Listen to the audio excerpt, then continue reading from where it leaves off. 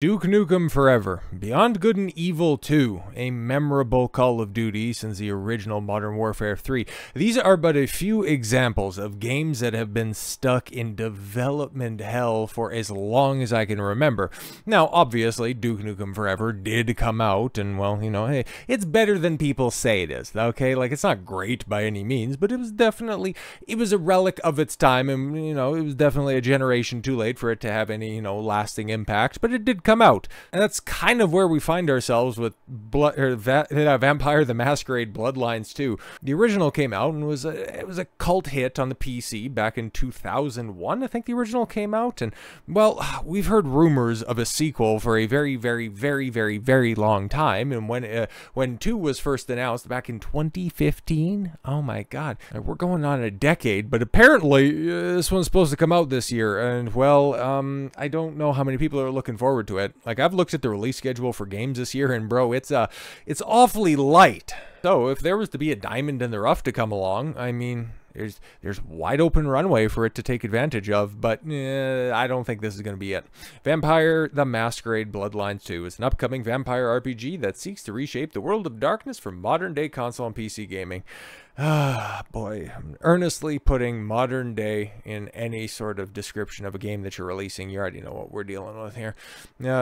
Yeah, VTMB2 has seen its fair share of bumps on the road, with publisher Paradox Interactive acquiring the IP in 2015 after scrapping its first attempt. Yeah, but with Still Wakes the Deep Studio, the Chinese room at the helm now. Oh my, I didn't even know that, okay? I knew that this game was getting bounced around from studio to studio, developer to developer, like a drunk 7 at a frat party with daddy issues, but I didn't realize it's at the Chinese room right now. But we're finally getting a clearer picture of what one of the most exciting new games heading our way has in store. Really?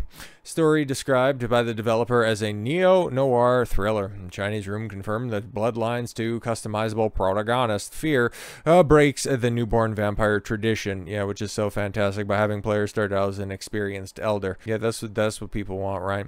The game will introduce us to Camarilla, the vampiric council of Seattle, Washington. Oh, great. Write the story in the places that you know. This will be fantastic. Where the elder vampire known as the Nomad Fear awakens.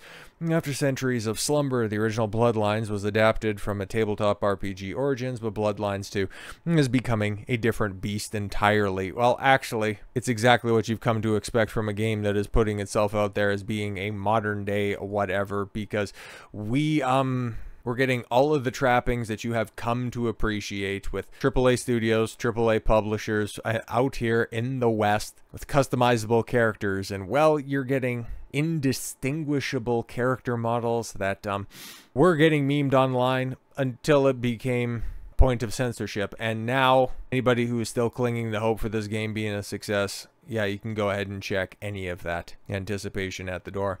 Vampire the Masquerade Bloodlines 2 bans player for questioning transgender propaganda. It's not exactly as cut and dry as that, because there you have a close-up still from one of the character creators. You tell me, okay, earnestly, is that supposed to be a male or a female? Well, we got a better picture of it a little bit down here, but Vampire the Masquerade Bloodlines, publisher Paradox Interactive and developer The Chinese Room have banned a player questioning the game's transgender propaganda. As shared on X by former World of Warcraft team lead Grums, Mert Merrick Ukar, okay, posted to Facebook that he was banned for asking which of the 2 character options are female. He specifically asked, which one female first image, I can't tell. For asking this, he was permanently banned from the forum for being inflammatory, and here you have, yeah, you guys can see that picture. I mean, can you really tell the difference? Okay, like, this looks like it would be straight out of any other AAA developer, but that's got to be one of the most egregious examples. Like, the Type A, Type B stuff is pretty cringe, but that right there, you say that one of those is ostensibly a male and one of those is ostensibly a female. I don't believe you.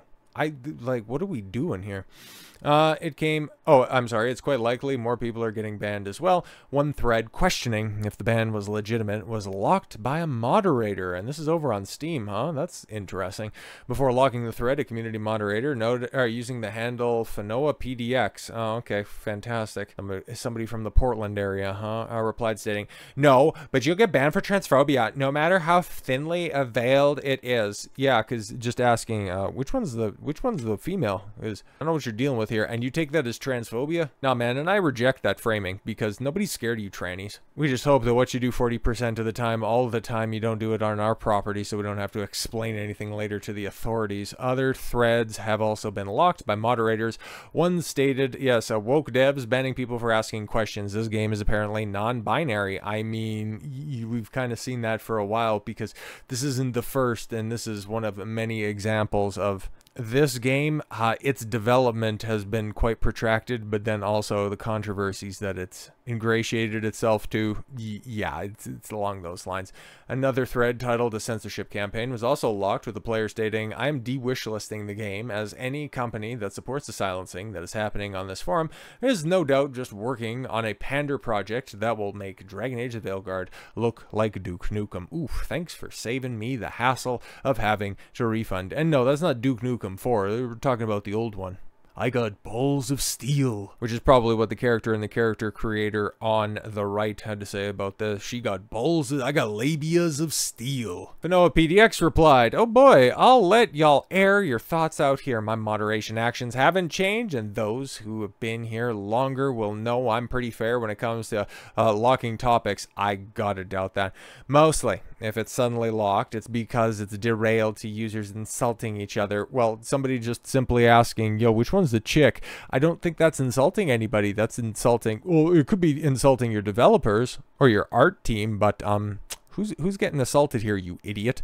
Going completely off topic, or is a topic that's been overly discussed previously. Oh yeah, like your poor design and your development issues, right? This moderator then added in another post, "Unless something really needs to stay open," I'm locking this. It's returning to back and forth with mudslinging posts. Right, I'm just going to go ahead and I'm just going to ordain this. What an idiot.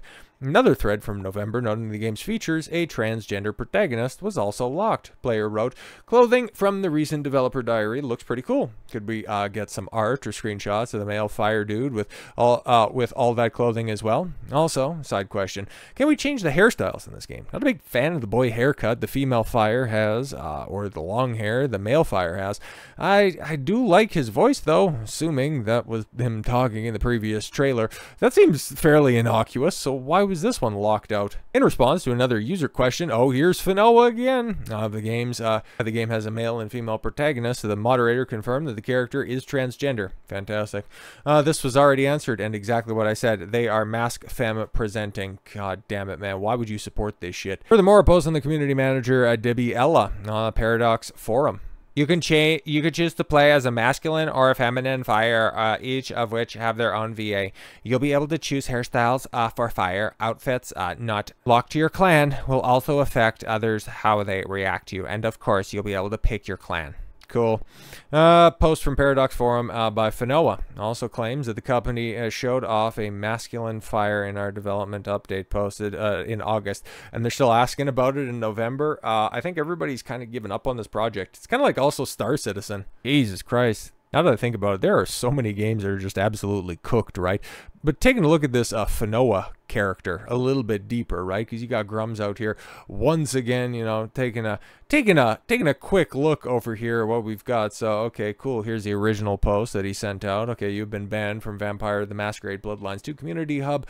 Which one female first image? I can't tell. Ban reason: posts only to be inflammatory. I mean, that's a legitimate question. I'm not even being hyperbolic. Like, outside of just, you know, guessing that the one on the left is the male, but from like 30 paces away, I couldn't tell. Like, these aren't people, or I guess vampires or elder vampires that I would want to congregate with. Like, I can smell those character models from here. Okay, so yeah, not exactly my cup of tea, but honestly, if that's the best that you have to offer and that's what you're putting out there in your developer updates, like, bro, your game is cooked. And you would think that, you know, given the fact that you've had the better part of a decade to go ahead and slow roast this, something a little bit more competent would be on the horizon. But when you employ and you let access be given to freaks like this, a community manager consultant with PDX Interactive, I think that's one of those Antifa adjacent independent journalist outlets from Portland. Yeah, previous Raw Fury Kit Fox games. Yeah, makes sense. Now from Toronto, of course, man. It's just all this crap always ends up originating out of the GTA. And then of course, yeah, flags in bio.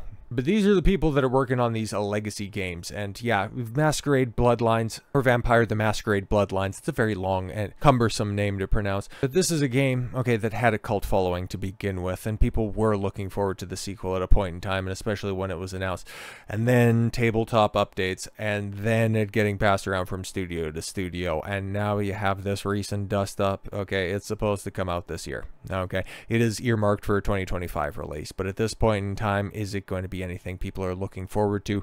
Or if they are looking forward to it, is it anything more than just mocking fodder? We'll have to see. We'll have to see. So with all that said, thank you all very much for the gift of your time. I've been Don Consuelo. I want you to follow your gut and get after it. Take care, everyone.